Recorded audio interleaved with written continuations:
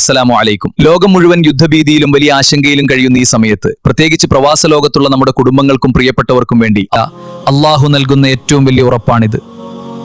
വിശുദ്ധ ഖുർആനിലെ സൂറത്ത് തൗബയിലെ അവസാനത്തെ 2 വചനങ്ങൾ വെറുമൊരു മന്ത്രമല്ല, അത് നമ്മൾ ജീവിതകാലം മുഴുവൻ കൂടെ കൊണ്ടു നടക്കേണ്ട നമ്മുടെ കാവലാണ്. അള്ളാഹു ഇതിലൂടെ നൽകുന്ന സന്ദേശം നോക്കൂ.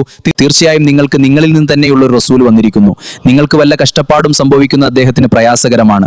നിങ്ങളുടെ കാര്യത്തിൽ അതിയായ താല്പര്യമുള്ളവനും സത്യവിശ്വാസികളോട് ദയയുള്ളവനും കരുണയുള്ളവനുമാണ് അദ്ദേഹം.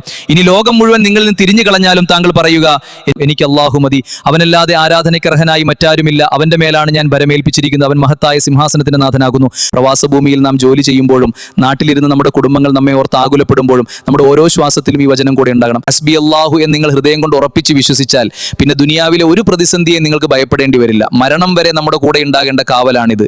ലോകത്ത് സമാധാനം ഉണ്ടാകാൻ നമുക്കൊന്നിച്ച് പ്രാർത്ഥിക്കാം. അള്ളാഹു നമ്മെ ഏവരെയും കാത്തുരക്ഷിക്കട്ടെ. ആമീൻ യാ റബ്ബൽ ആലമീൻ.